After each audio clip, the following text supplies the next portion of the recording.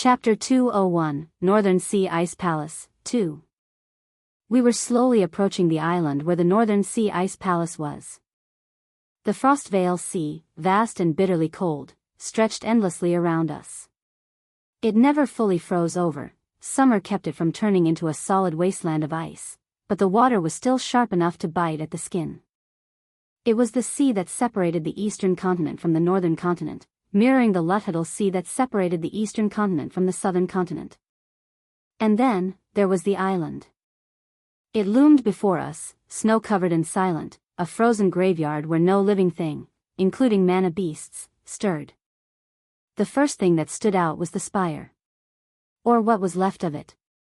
Once a towering symbol of power, now partially collapsed, its jagged remains jutting out of the ruins like broken bones. This had been the heart of the Northern Sea Ice Palace. Even in its ruined state, it still held an undeniable presence, a monument to what had once been, and what had been lost.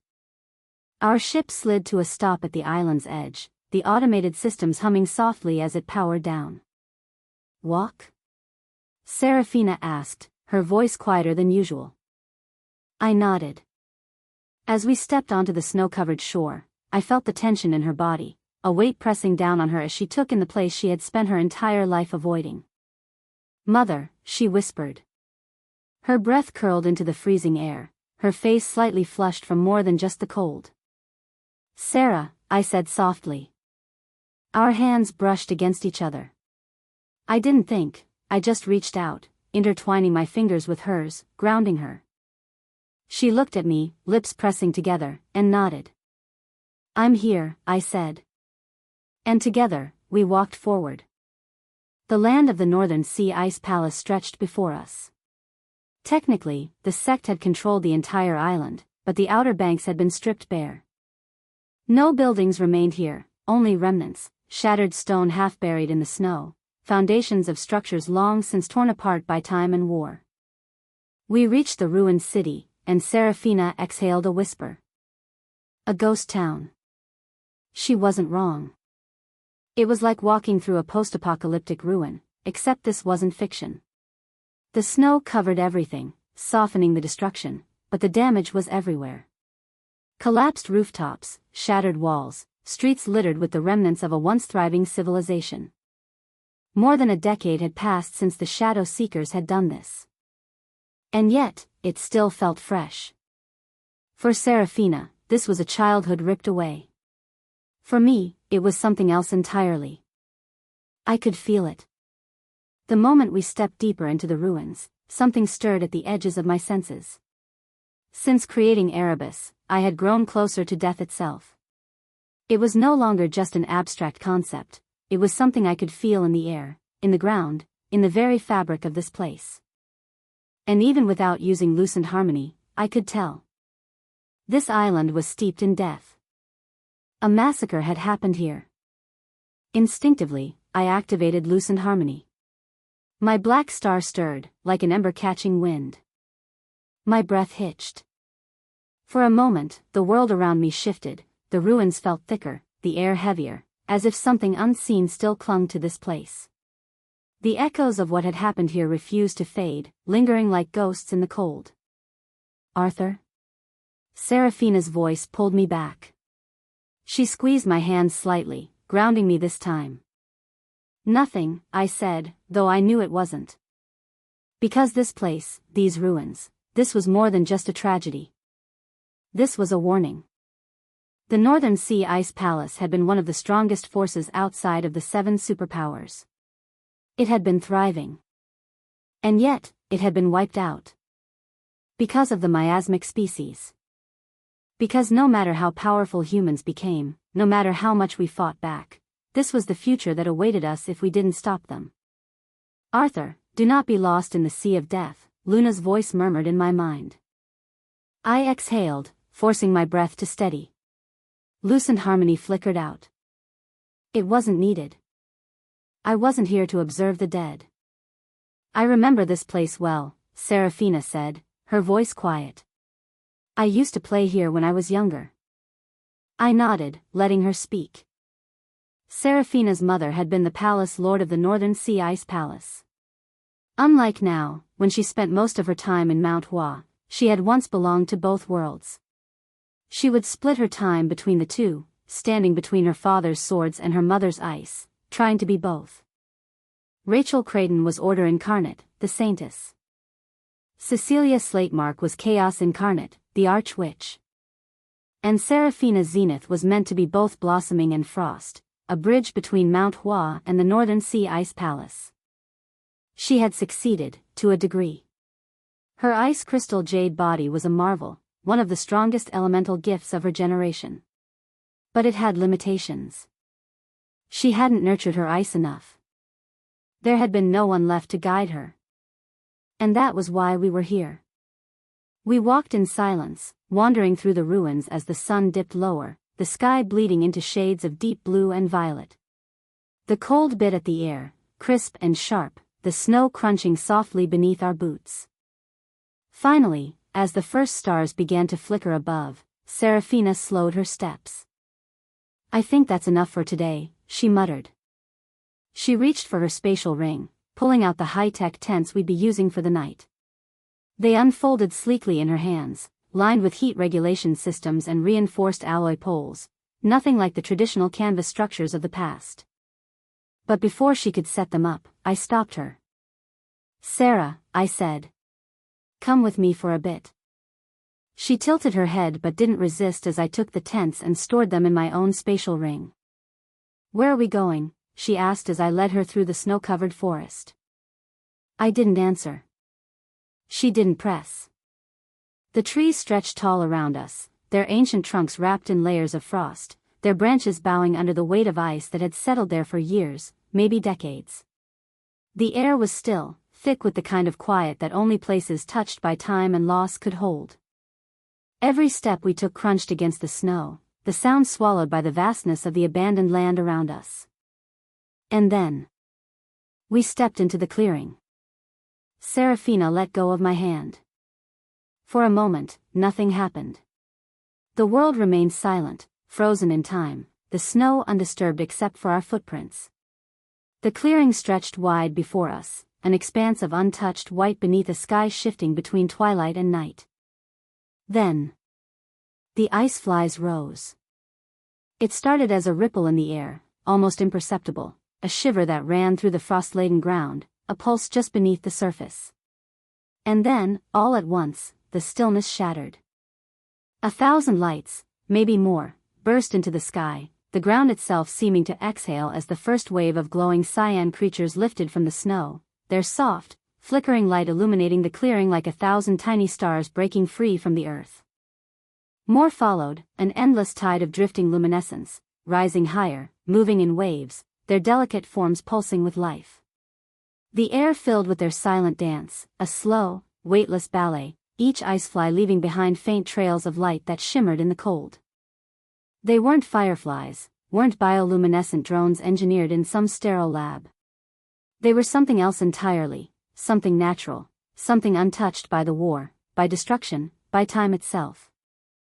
A phenomenon unique to this island. Even after the tragedy, even after the palace fell, they survived. Seraphina inhaled sharply. Not a gasp, not quite, but close. Her eyes, reflecting the cyan glow around us, widened slightly, the colors swirling in their depths. Seraphina's voice caught. "I remember." She stared at the ice flies, her golden eyes wide, the glow reflecting in them like tiny stars. "Mother brought me here," she whispered. "She wanted to show me the charm of the Northern Sea Ice Palace." She had forgotten. But now, it was coming back. I forgot about this," she said, voice trembling. I watched her carefully. "Don't close your eyes," I said gently. "Just watch. Remember." And for the first time since we set foot on this island, she did. Chapter 202, Northern Sea Ice Palace, 3. "Mommy, I'm bored." A small half-elf girl whined, clinging stubbornly to her mother's leg, her tiny hands gripping onto the flowing fabric of an intricate robe. Her mother, tall, regal, effortlessly composed, looked down with a gaze that was neither warm nor cold, caught somewhere between mild exasperation and patient endurance. "What is it, Serafina?" she asked. "I want to see something fun." Serafina huffed, crossing her arms in the way only an impatient child could. "The sun is setting," her mother pointed out. "It will be time for you to sleep soon." "I don't want to sleep yet." There was a long pause. Then, finally, her mother sighed, the kind of sigh that came from someone who had spent years balancing the roles of palace lord and parent without completely losing her mind. Then, she said, scooping Serafina up into her arms, "I will show you something fun."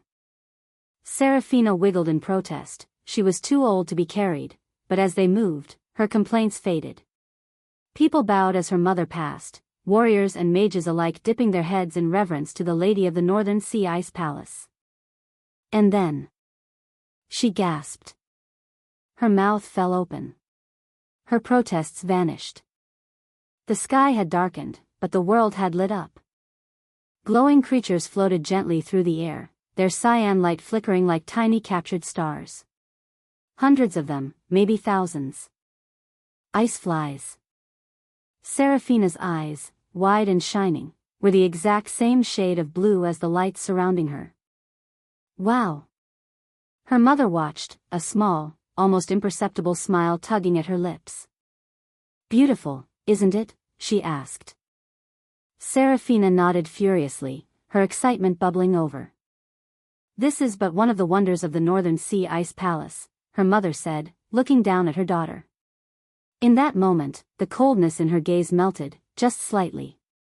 A rare moment of warmth she couldn't always afford as palace lord. Serafina beamed up at her. "I'll always remember this sight, Mommy. But memory is a cruel thing. It can fade. It can be buried. It can be stolen." "Daddy?" Serafina stood in the Mount Hua sect, small and confused. "Where's Mommy?" Lee Zenith was kneeling in front of her, his posture stiff, his head bowed, the weight of something heavy pressing against his spine. Serafina stared at him, waiting for an answer. "You said Mommy would come with you, Daddy." Her father didn't speak. His lips pressed together, his shoulders tensing, just for a second, before he reached out and gently patted her head. "Mommy," he said, voice quieter than Serafina had ever heard it. "Mommy has gone to a better place now." Serafina frowned. "Then, I want to visit her." Her father's breath hitched. His hands trembled, just barely. Then, without warning, he pulled her into a tight embrace, crushing her against him. "Please, Sarah," he whispered, voice raw. "Never say that. You can't visit her." Serafina didn't understand. Not yet. But soon, she would. Her mother was dead. And everything changed. Her father, the sect leader of Mount Hua, withdrew. From her. From the sect. From everything except training. He buried himself in training, pushing past his limits, chasing a single obsession, surpassing the martial king. Then came son Zenith. A prodigy. A talent too bright to ignore. Lee Zenith adopted him, took him in, raised him as his own. And son? He despised Serafina. It wasn't immediate. Not at first. But resentment festered, and before long, the weight of expectations, the clash of talent, and the sheer inevitability of their rivalry turned his dislike into something worse. Serafina learned. She learned that warmth was fleeting. That trust could wither. That loss was a weight you carried alone. So she grew cold. Because what else could she do? Serafina looked at Arthur. At first, she thought he was just telling her to open her eyes, to look at the ice flies, to remember what she had forgotten. But then she saw it. Arthur wasn't just looking at the ice flies. He was thinking of something else. He was remembering something else. And whatever it was, it hurt. Serafina had always been good at reading people. It was why Arthur fascinated her so much. He wasn't an easy person to read, but when you watched closely enough, the cracks appeared. And right now? She could tell. The pain Arthur was hiding, it was worse than hers. Arthur, Serafina said, her voice quiet but firm. Arthur exhaled, staring up at the drifting cyan lights, his hands tucked into his pockets. Memories are a funny thing, Serafina, he said. We humans like to think we remember things as they happened. But we don't.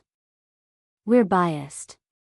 Our memories twist, warp, shift under the weight of emotions. We forget things we want to remember, and we remember things we'd give anything to forget. Serafina understood. She had been young when her mother died, too young to recall every detail, but the memory of the funeral? That had never faded. It was sharp. Vivid, a wound she had carried for years. But in the end, Arthur said, finally looking at her. There was a hint of a smile there, but it didn't quite reach his eyes. Aren't memories proof? Proof, she echoed. Proof that we lived, Arthur said. Proof that we felt. Even if our memories are flawed, even if they're shaped by emotion, they're still ours. They show us where we've been, what we've been through. What we are, what we'll become.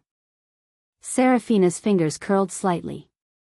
Arthur's voice was calm, steady, but there was something beneath it. Something deeper. So, Serafina, he said, his gaze steady, unwavering. Don't forget. Don't bury them. In this world, the best thing you can do is remember the ones who need to be remembered.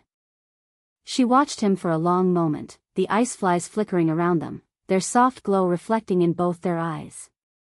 And then, finally, she nodded. Even now, you are the Northern Sea Ice Palace, Arthur said, stepping closer. His voice was steady, his expression unreadable, except for the faintest curve of a smile. Even now, you're still that little half-elf girl who played in the snow here, who gasped at the sight of ice flies, who loved this island like it was a part of her. That will never change. Serafina stared at him, her breath curling in the frigid air. Arthur, she murmured. I don't get it. Her fingers curled slightly, gripping onto nothing. I look at you, and I think I have an idea. You've suffered, a lot. And yet, you smile. You manipulate people, yet you care so deeply. How? How are you like this? Arthur's expression didn't shift. If anything, his smile deepened, but there was something unreadable behind it. Something distant. Someone once told me, he said, never stop being human. Never stop feeling. Never stop living. He exhaled softly, the cold stealing away his breath like a whisper.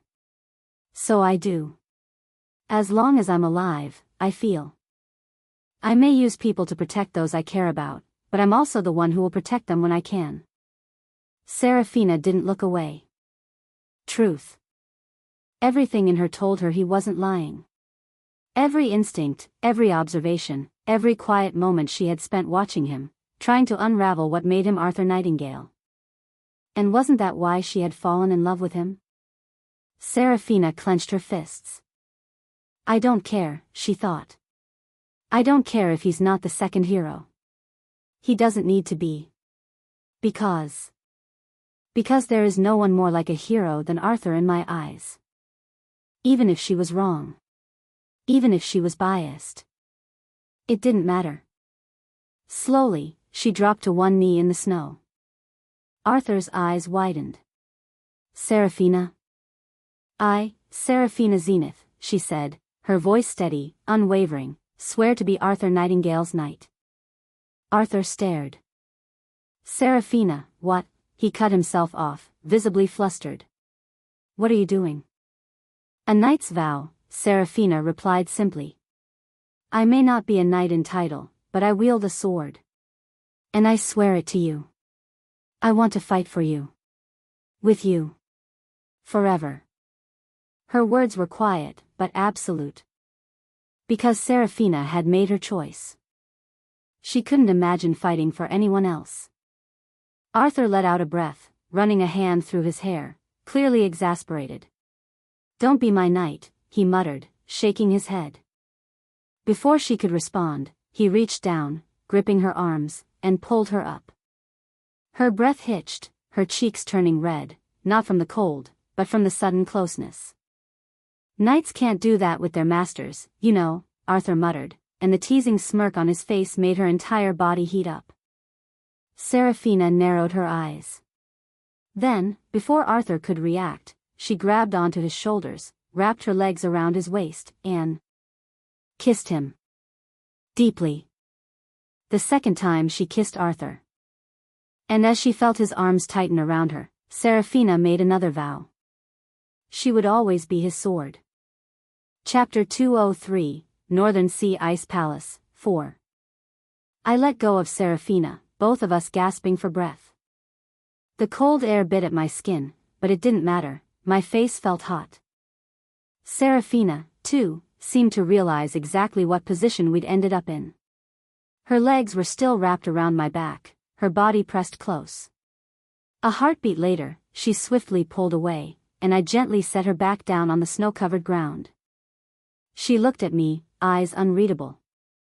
"Arthur," she said, her voice softer than usual. "Thank you. For convincing me to come here. For showing me this." I exhaled, running a hand through my hair in an attempt to ground myself.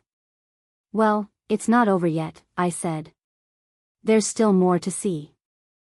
Seraphina simply nodded. No teasing remark, no sharp retort, just quiet understanding. We decided to set up camp right there, beneath the glowing ice flies. Sleep should have come easily. It didn't. I lay in my tent, staring at the ceiling, thoughts running in 1,000 directions. I tried to focus, to plan, to strategize, but I couldn't think. Because every time I closed my eyes, I kept remembering Seraphina. Her touch. Her warmth. Her lips. I'd always found her beautiful, ethereal, like something that belonged to the stars rather than this world. But now? Now it was different. Because I had kissed her. Twice. Because I had held her in my arms. And because, for the first time, I wasn't just looking at Seraphina the prodigy, Seraphina the daughter of legends, or Seraphina the cold, untouchable swordswoman. I was looking at Seraphina. And she was cute. I groaned, turning over in my bed, trying, and failing, to battle the insomnia creeping up on me. I barely managed to drag myself up in the morning. The bed, at least, was a masterpiece of modern engineering, compact but absurdly comfortable, lined with adaptive temperature regulation and weight-adjusting foam. I still had no idea how people in the past had survived with wooden beds. I love the technology in this world. Stepping outside, I scanned the area, my mana senses ready to locate Seraphina. And then a snowball hit the back of my head. I blinked. Given that it had no mana infused in it, and no hostile intent, I hadn't instinctively dodged it. But that didn't mean I wasn't caught completely off guard. Snowballs? Really, princess? I asked, turning around. Seraphina stood a few feet away, her arms crossed, a tiny, victorious smile tugging at her lips. She was dressed in just a t-shirt and shorts, completely out of place against the backdrop of ice and snow. But then again, she was Seraphina Zenith. Half-elf, ice crystal jade body, immune to the cold. She raised a hand. Ice mana flickered to life, effortlessly pulling together fresh snow, shaping it into a perfect sphere. Then, with all the casual elegance of someone throwing a priceless artifact off a building, she hurled it at my face. I dodged. "You have been warned," I said. She simply raised an eyebrow, and conjured another. And just like that, it began. A snowball fight where mana was only used for the slow generation of ammunition, but the battle itself? That was pure skill. And I won. But not without a fight. The moment I dodged the first snowball, Seraphina's eyes sharpened, and I knew she had accepted the unspoken challenge. Without hesitation, she flicked her wrist, ice mana swirling as fresh snow gathered in her palm, packing into a perfectly formed sphere with almost surgical precision. She threw it fast. Too fast. I barely dodged in time, the snowball whizzing past my ear, kicking up frost as it smashed into a nearby tree. All right, she's taking this seriously. I scooped up snow with my bare hands, rolling it quickly, no fancy mana work, just good old-fashioned efficiency, and hurled it straight at her. She leaned to the side, dodging it effortlessly. Then she smirked. And that was when I realized I was in trouble. Seraphina moved fast. Too fast for someone whose fighting style usually leaned on precision rather than speed. But here, in the cold, in the snow, she was in her element. She weaved through the fight like a ghost through a blizzard, ice flies flickering in the background as if nature itself had chosen to decorate the battlefield. She didn't just throw snowballs. She calculated. She started curving them, arcing them high so that they came down like falling missiles, forcing me to dodge in unpredictable ways. She bounced them off trees, making them ricochet at impossible angles. And the worst part? She wasn't even using mana enhancement. Which meant she was just naturally this good at aiming. I wasn't about to lose, though. If Seraphina had accuracy, I had adaptability. Instead of throwing blindly, I started predicting her movements. The way she dipped to avoid one shot, the way her body twisted before a throw, small tells, tiny patterns. I adjusted. I led my shots. And I started landing hits. The first one clipped her shoulder, sending a spray of snow across her side. The second? Direct hit. Right in the stomach. She gasped, momentarily thrown off balance, and I pressed the attack, 2 more rapid-fire shots, one grazing her leg, the other landing squarely on her torso. She stumbled back, blinking in shock. And then a sudden curveball caught me square in the face. The cold bit at my skin, and I stumbled back, blinking away the shock and betrayal of that particularly vicious shot. Silence. Then Seraphina laughed. A real, genuine laugh, light and clear in the frozen air. She looked at me, grinning, her golden eyes bright, her expression completely free of the weight she usually carried. I wiped the snow off my face, sighing dramatically. All right. I'll admit it. That was a good shot. Good. She raised an eyebrow.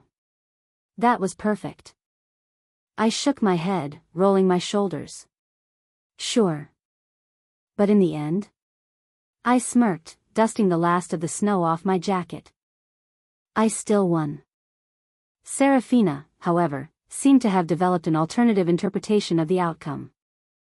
Everyone won since we had fun, she said as we packed up the tents, storing them back in our spatial rings. I smirked. Don't be a sore loser, Sarah.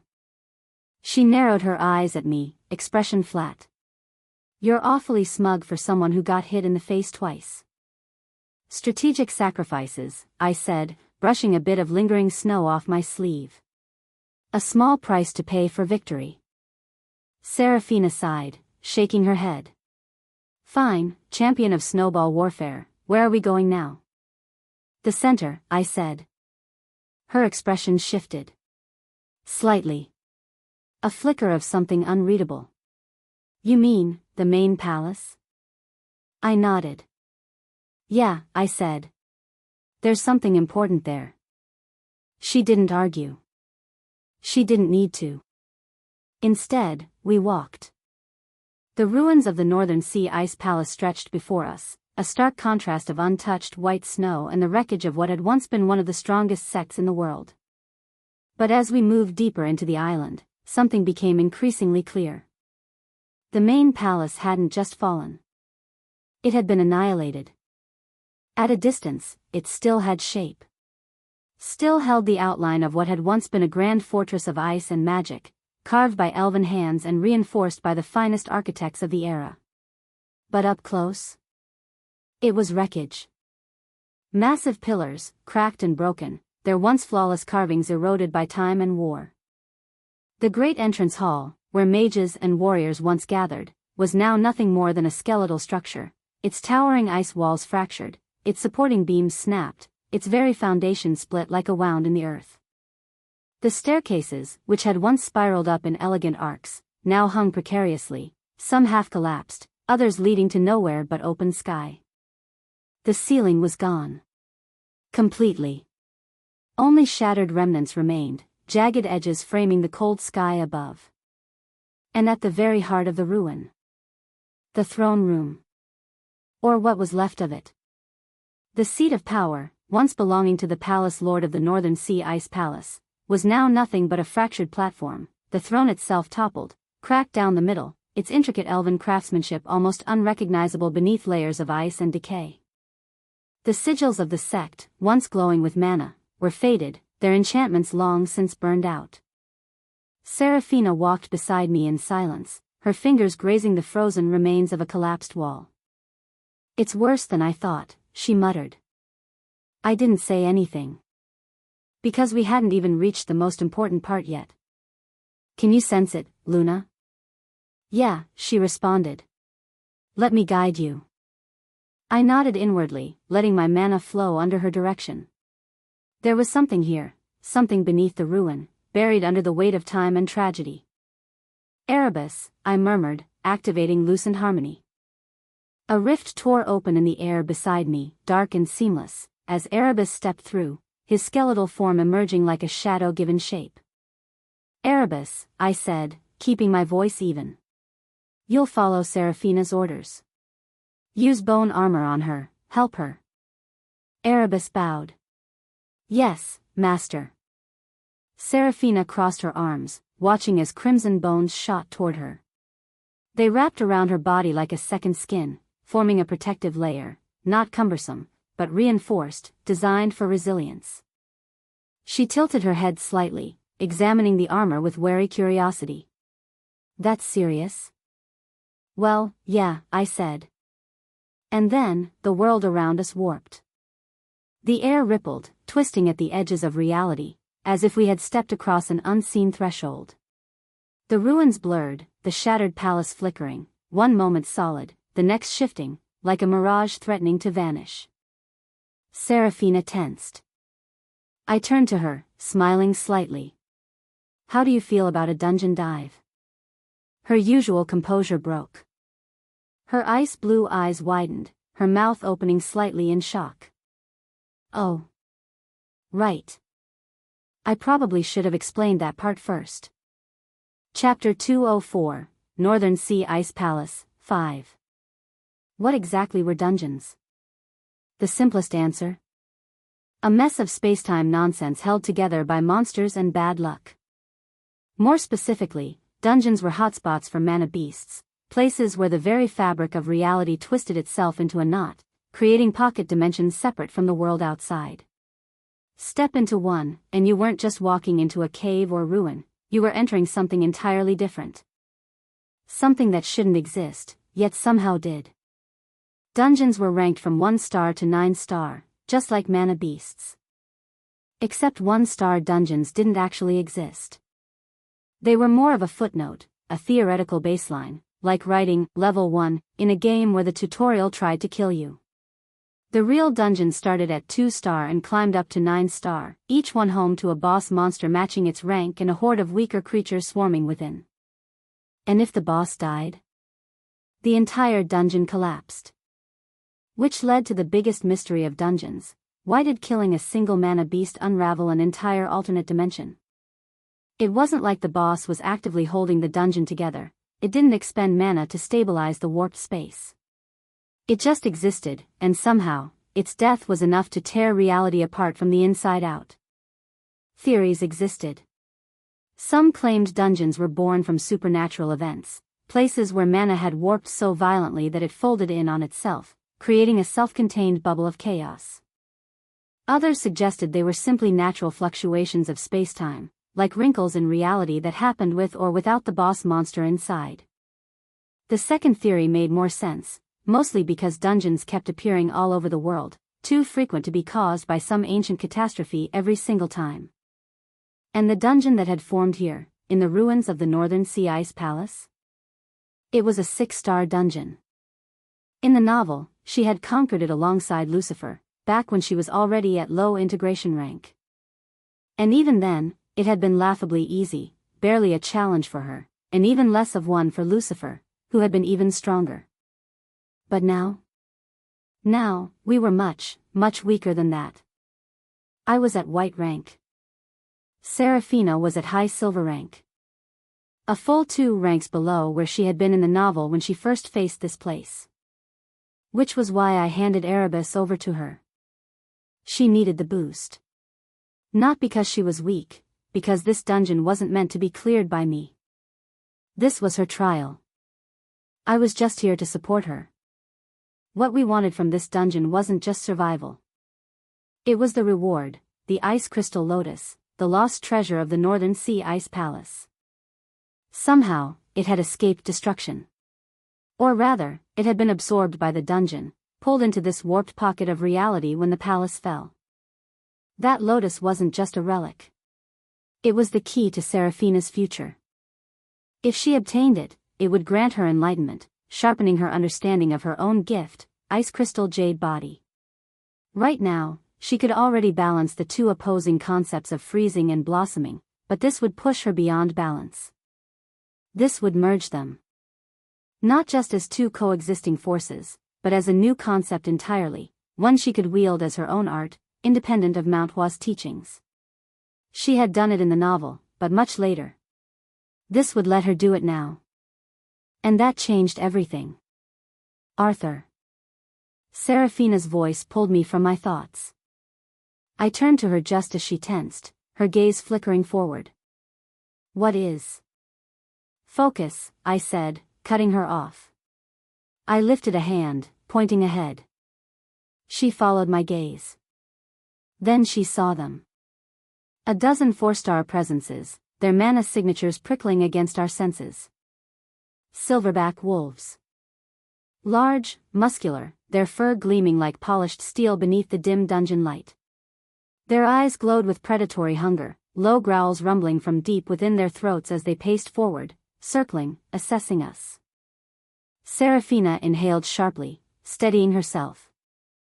Seraphina, I said, my voice calm despite the tension in the air. She glanced at me. Trust me, I said simply, a smile pulling at my lips. She held my gaze for a moment longer, then turned back toward the approaching wolves, her hand tightening around her sword hilt. The crimson bone armor I had given her through Erebus wrapped around her form, fitting her as if it had always belonged to her. It suited her. A warrior forged from ice and blood. And then the wolves attacked. Are you not going to help her? Luna's voice echoed in my mind as I stood back, watching Seraphina rush at her opponents. I don't need to, I replied. I need to conserve my strength for the 6-star dungeon boss as well. That thing was going to be a problem. Seraphina could handle the wolves just fine, but the boss? That wasn't something she could take on alone, not at her current level, not even with Erebus reinforcing her. Mana beasts were, in general, weaker than humans at the same level. Sure, they had absurd physical strength, heightened instincts, and natural adaptations, but they fell behind in the finer aspects of combat. They lacked arts, tactical training, and, most importantly, the human ability to push beyond limits in ways that defied all logic. Not to mention, the mana core system humans used was vastly superior to the beast's mana star system in terms of efficiency. That was why I had been able to kill a 5-star beast at just mid-silver rank, despite the seemingly massive gap in raw mana quantity and quality. But a 6-star beast? That was a different story.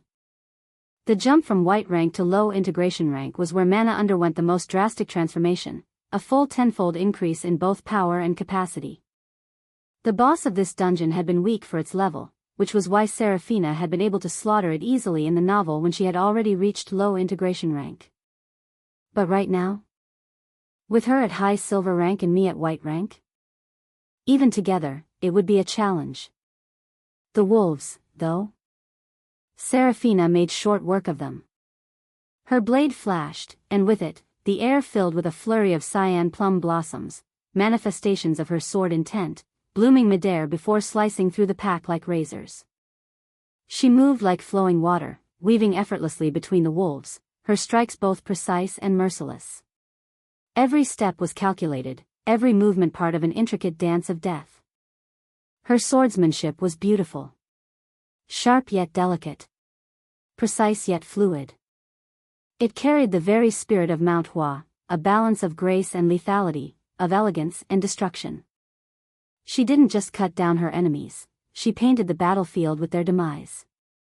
Seraphina exhaled, her plum blossoms dissolving into the air, their fleeting glow vanishing like embers in the wind. The wolves lay slaughtered, their bodies frozen, cut apart with an efficiency that bordered on artistry. She straightened, her breath steady despite the fight. Then, she turned to me. "Explain," she said.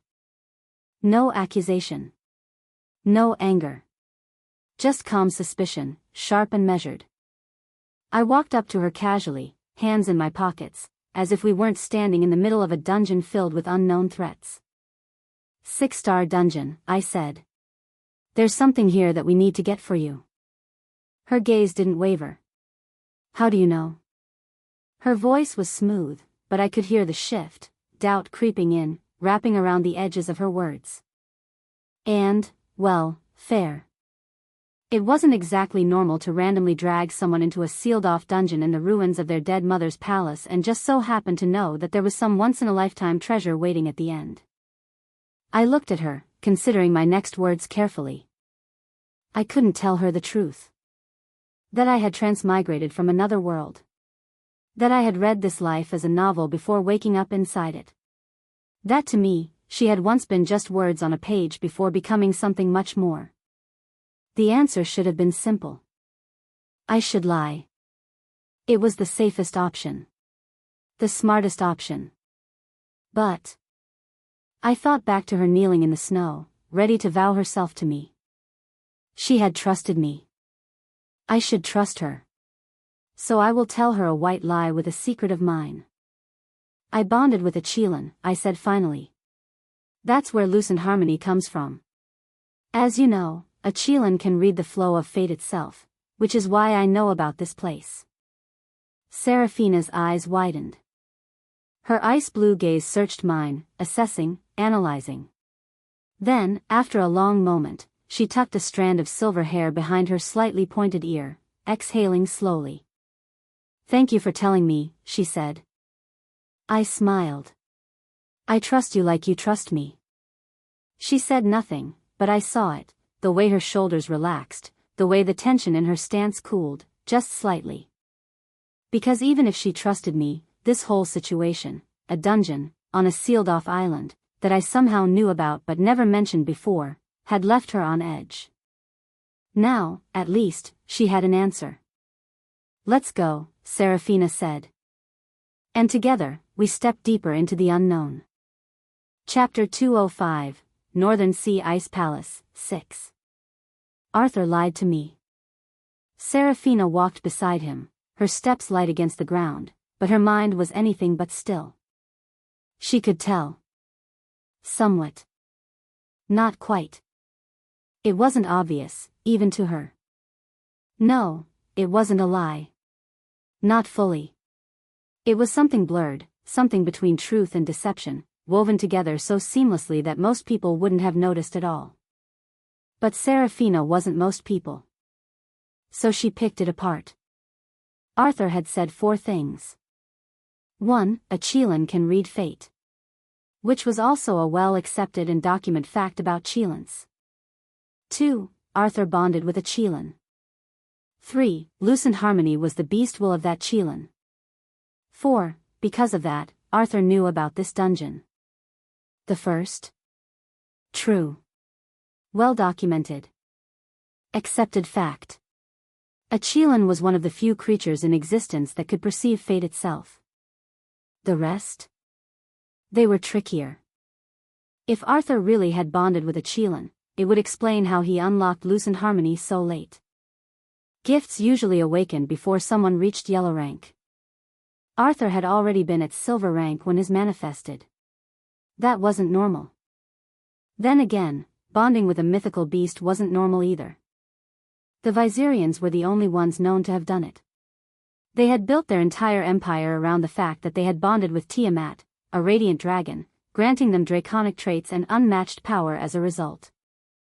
And yet, there's no other way he could know. The Northern Sea Ice Palace had been sealed off from the world for over a decade. Her father's orders had been absolute. No one was allowed to set foot here. Not even the most powerful people in the world unless they wanted to antagonize Mo Zenith. Only exceptions were Seraphina and Mo himself, and whoever they wished to bring with them. And yet, Arthur knew. Not just that something was here, he knew exactly what. There had been no monitoring on the island itself, only on the Frostvale Sea surrounding it.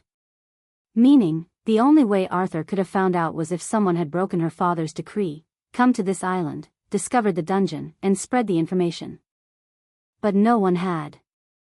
Which meant Arthur's explanation made sense. If he had bonded with a Qilin, and that Qilin had seen this in the threads of fate, then, yes, he could know about the dungeon. This was a suitable explanation for how Arthur knew about the ice flies as well. But then, why did I feel like he was lying? Seraphina frowned slightly, barely perceptible, her mind whirring like a finely tuned machine. Had she misread him? That was hard to believe. She had spent years honing this skill, reading people, understanding them, seeing the tiny shifts in their expressions, their words, their silences. And it was easier to be fooled the other way, to believe someone was telling the truth when they were lying. But this was different.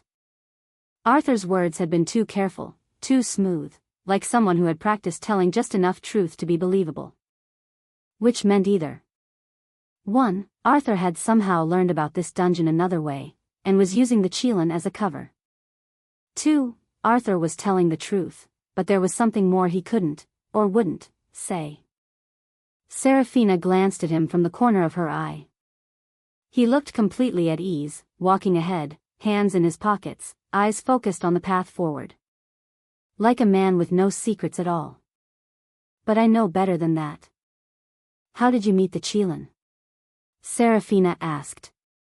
Arthur didn't hesitate. I went to the Isle of Azure Breeze with Rachel during the fall break, he said.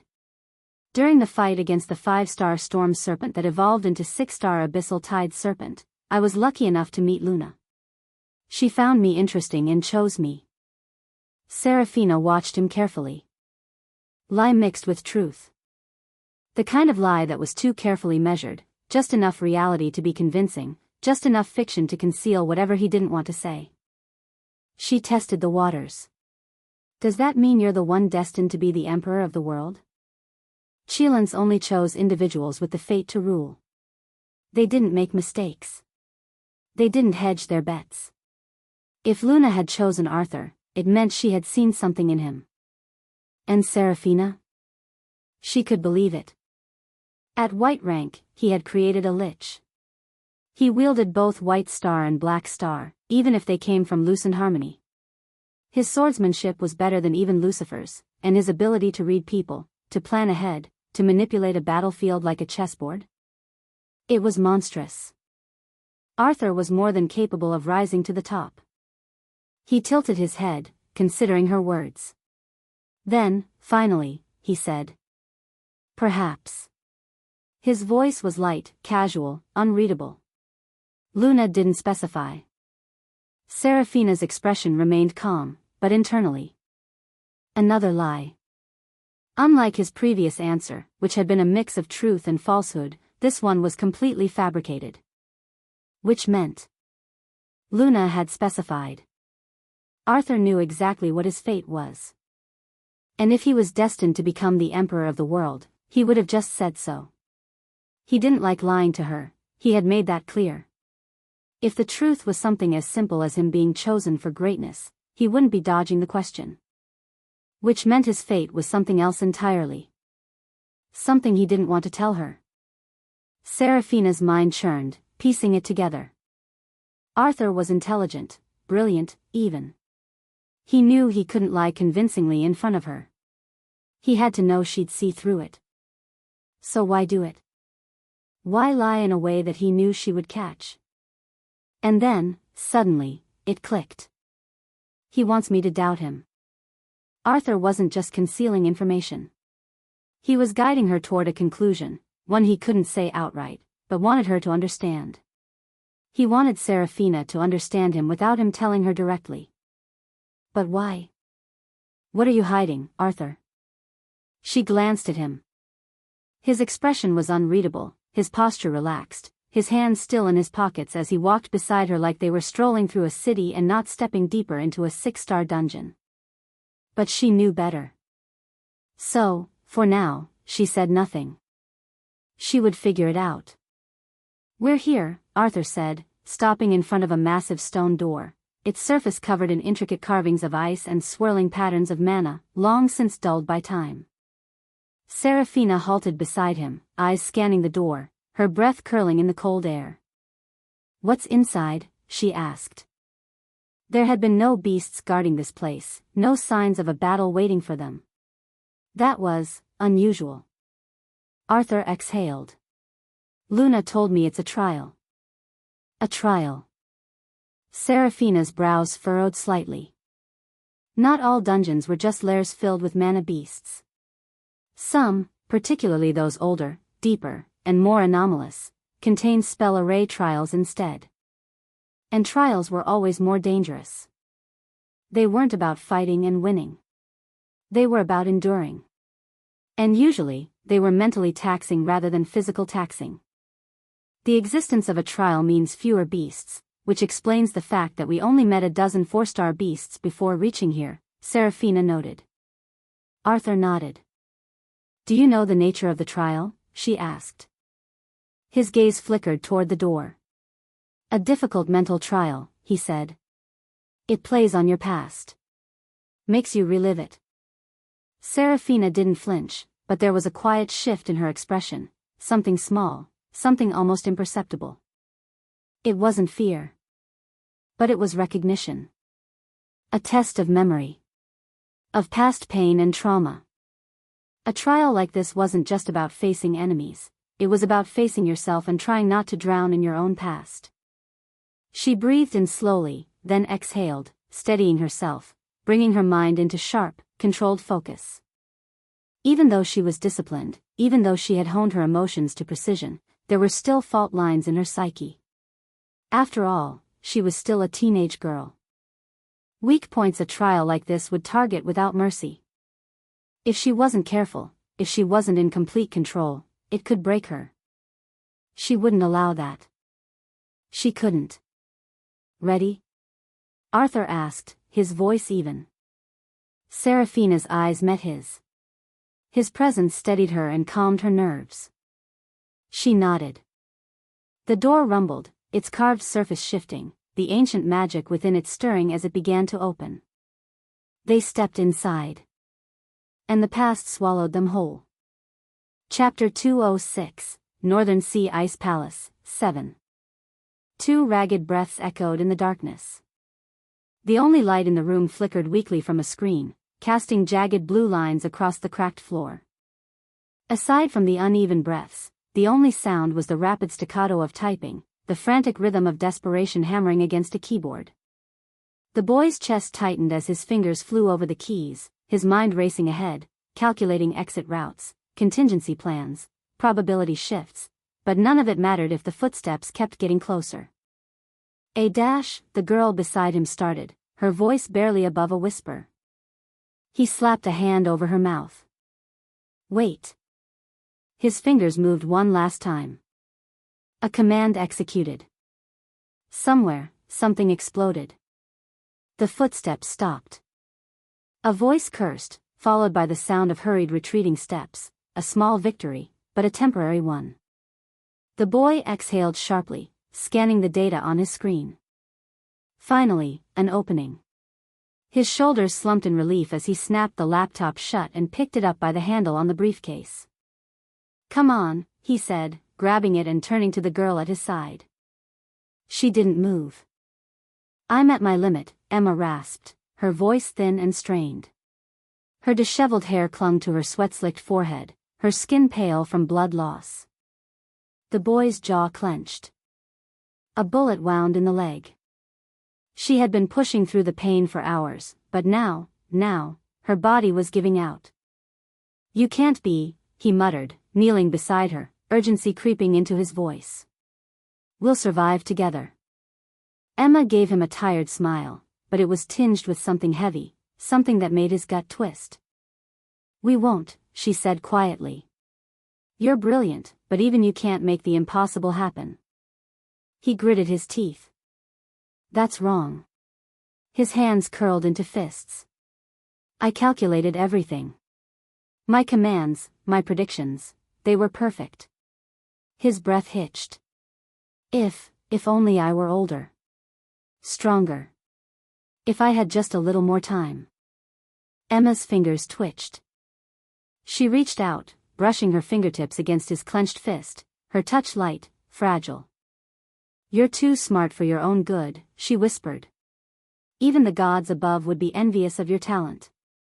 He let out a sharp, bitter scoff. "A talent that makes gods weep in envy?"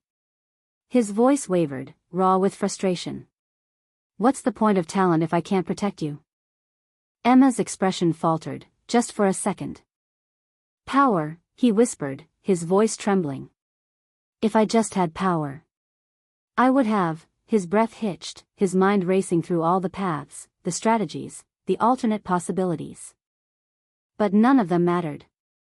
Because in every calculation, Emma didn't make it out. Emma squeezed his hand. "Don't do this," she said. "It's not your fault." The boy shook his head. "It is," he said, his voice thick with anger, not at her. Not at the world. At himself. "I should be better. I need to make better plans. Smarter strategies." No matter how impossible, his breath was ragged. "I am better." Emma looked at him, her heart aching at the sight. But she couldn't let him throw his life away for her. He was too young. She was young too, but she had already drowned in too much darkness. "Please," she whispered. "Save yourself." He froze. Her voice wavered, but she forced the words out. "Don't try to save me," Emma pleaded.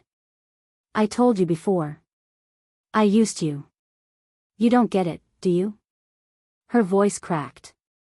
"When I saved you from those bullies, I was just doing my job." His eyes darkened, but he didn't speak. "I was a spy," Emma said, forcing a laugh that sounded too hollow to be real. "I'm the reason they're after you. The reason a 14-year-old genius is on the run." She clenched her jaw, her body trembling. "Don't mind me anymore. Just go. Live your damn life." The boy sat in silence. Then, after a moment, he smiled. Not a sad smile. Not a bitter smile. Just a knowing one. "You think I didn't know?" he said softly.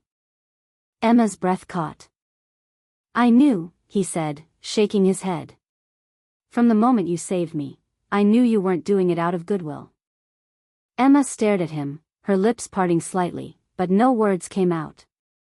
"But it didn't matter," the boy continued. His smile didn't fade. "Because that was the first time I ever understood kindness."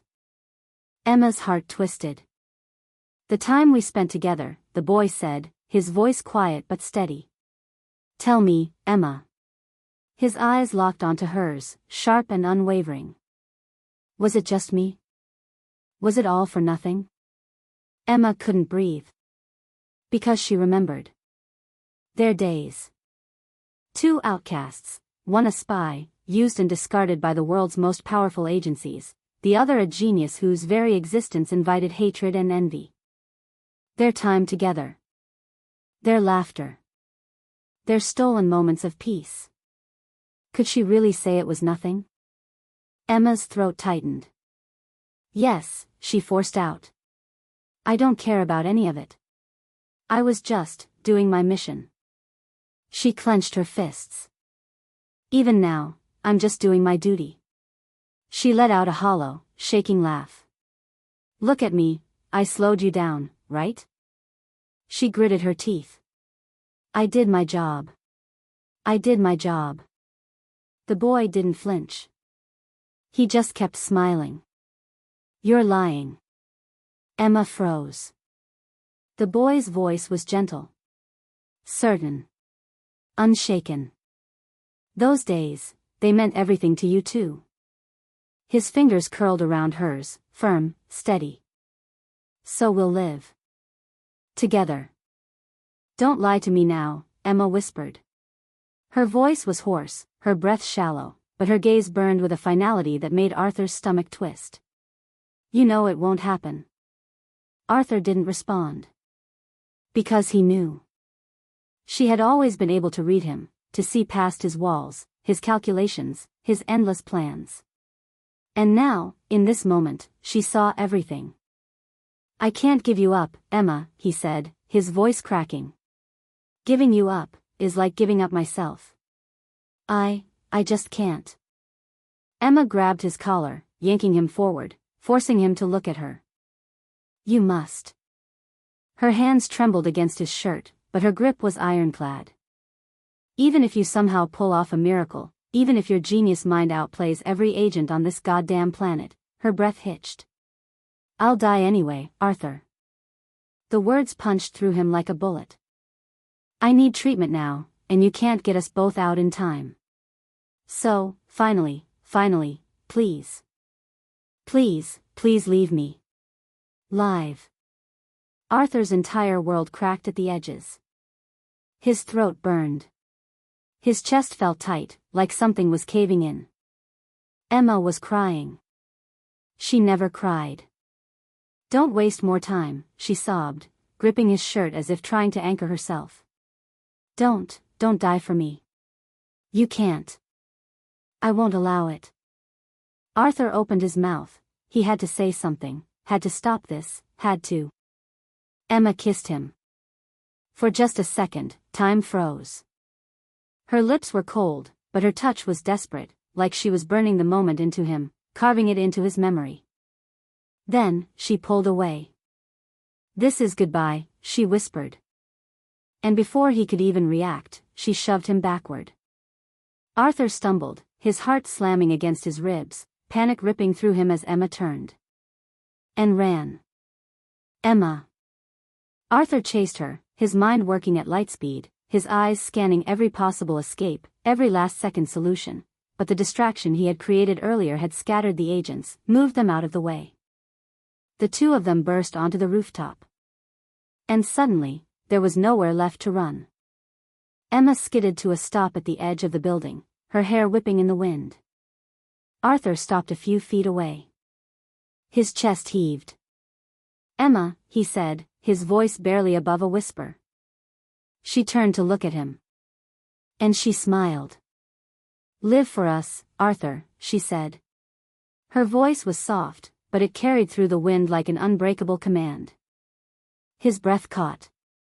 You must live for us. Forget about revenge. Just live. She took a small step backward.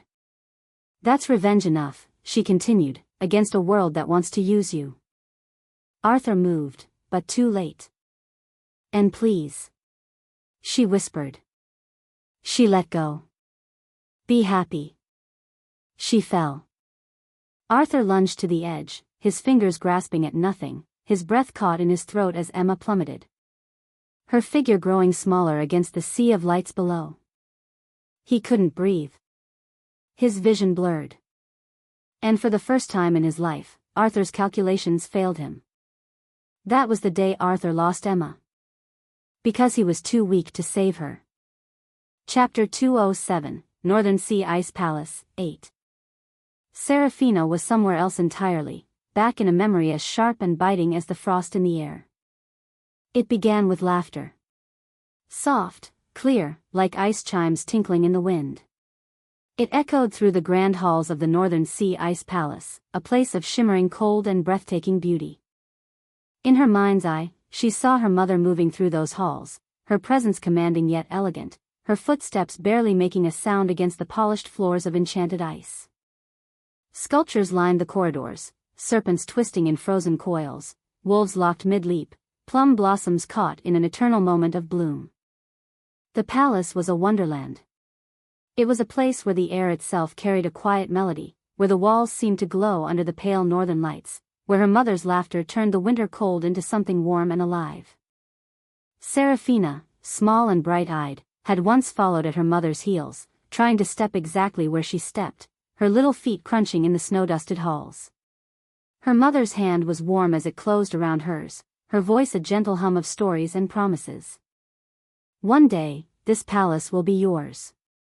Serafina had believed it, once. But memories have a cruel way of turning. The cold that had once been comforting became suffocating. She wasn't there when the palace fell, when the enemy descended like shadows stretching across the ice. She had been at Mount Hua Sect, under her father's care, or rather, under his shadow. She had not seen her mother's final stand, but she had heard the whispers.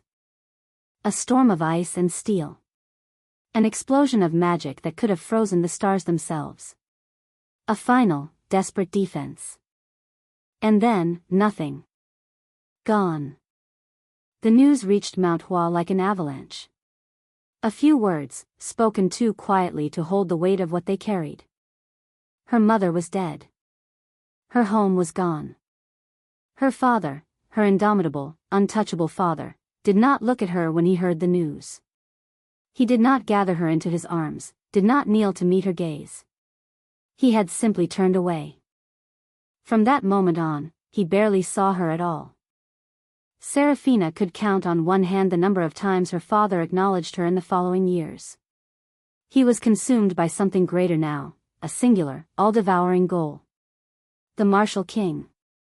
The man who stood at the peak of the world, an obstacle in her father's relentless ascent. And Serafina? She was not an obstacle. She was simply nothing. She did not cry. She did not plead for his attention.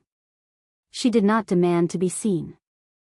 Instead, she turned to the only person left, the boy her father had brought back from some far-off battlefield. Son Zenith. He was 4 years older than her, quiet and composed, a boy who was already a legend in the making. Serafina had wanted to believe in him. She had wanted to believe she was not completely alone.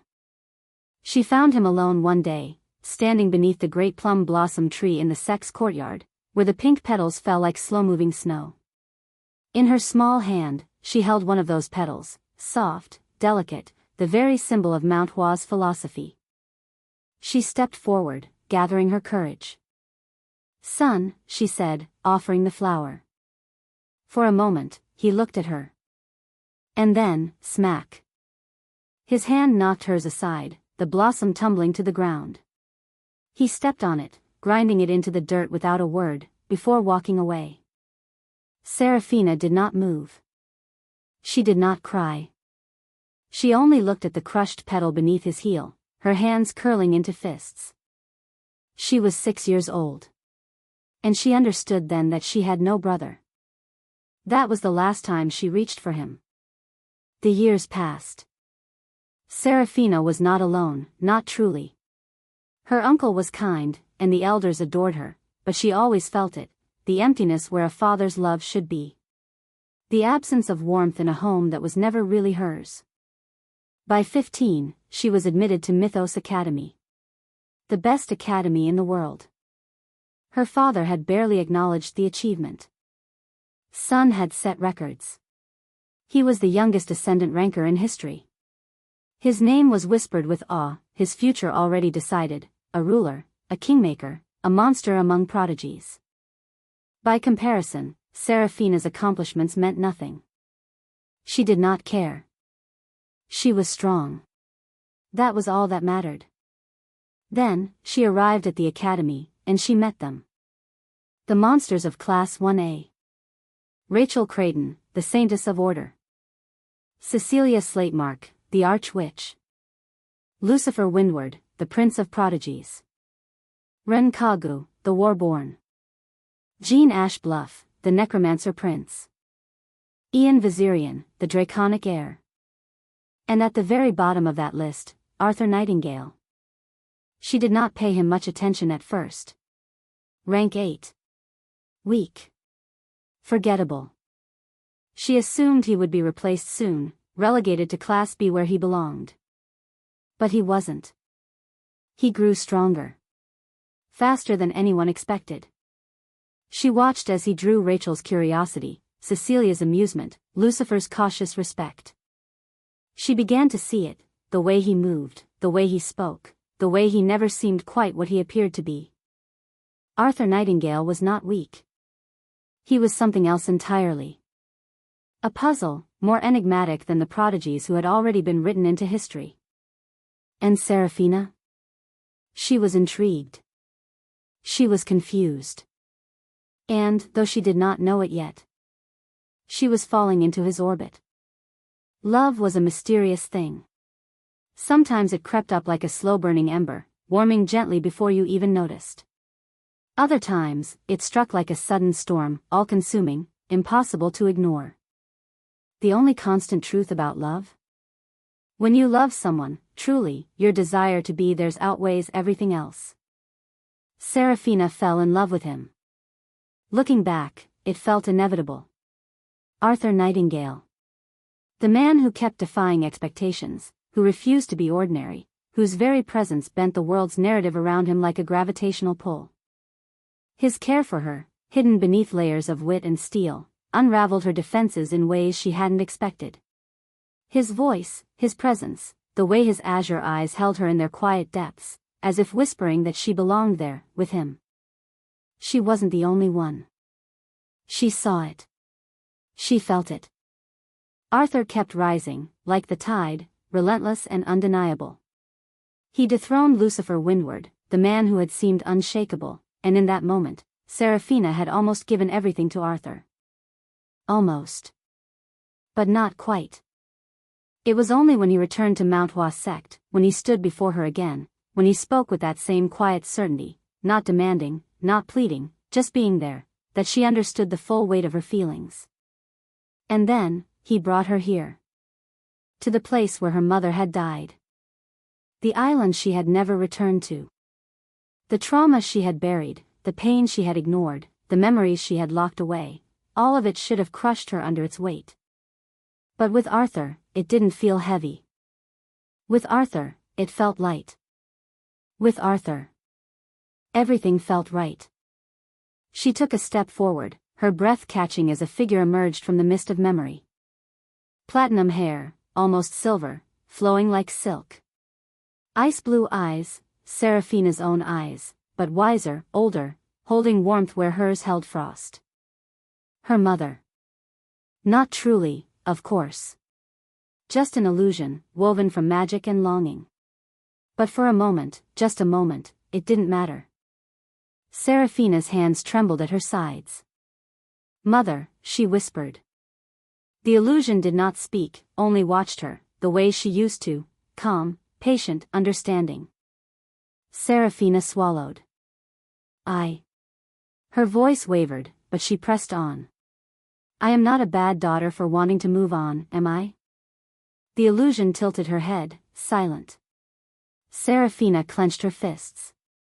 "I love you, Mother," she said, her voice stronger now, steadier. "I always have. But I can't be consumed by this anymore. I don't want to be consumed by it." She took a breath, one deep enough to settle something inside her. "I am done drowning in despair, in the unfairness of it all, in the emptiness of what I lost. Because..." Her fingers brushed against her chest, where her heart beat steady and strong. "Because I found him." The illusion flickered, but her mother's gaze never wavered. Serafina smiled, a real smile, small but certain. "I found him. The man who fills the void in my heart. The man who loves me, even when I struggle to love myself. The man who has done more for me than I ever thought possible. He is willing to go further for me than I have ever gone for him. And I want to try." Her breath hitched. She swallowed past the tightness in her throat, pushing through it. We're far from perfect. We don't even have a relationship. Not yet. But I want to believe in it. I want to believe in us. Because, you would want that for me, wouldn't you, Mother? The illusion smiled. Not a grand, glowing expression. Just a soft, knowing look, a look Seraphina had forgotten, buried under years of frost and silence. Her chest ached. This is goodbye, she whispered. Her voice cracked, and for once, she let it. She closed her eyes, exhaling softly. I love you. When she opened them, the illusion was gone. Shattered like frost under sunlight. She was back in the room. The silence was vast, achingly real. A single tear slipped down her cheek, a crystalline drop of warmth against her cold skin. She wiped it away with the back of her hand, inhaled deeply, and steadied herself. And then, she saw him. Arthur, standing across the chamber, still trapped in his illusion. For the first time, Seraphina realized, he had his own ghosts to face. She took a step toward him. Chapter 208, Northern Sea Ice Palace, 9. Emotions, in their most basic form, are glitches in an otherwise functional system, chemical reactions, electrical impulses, misfiring neurons that make humans irrational. They serve no tangible purpose, no logical advantage. And yet, they dictate lives, rewrite destinies, drive people to greatness or ruin. I had no use for them.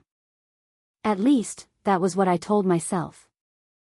I existed, nothing more. An orphan, with no name that mattered, no place that was truly mine, no connections tying me to the world. Survival was my only priority, and survival didn't require happiness, or sadness, or anger. It required efficiency.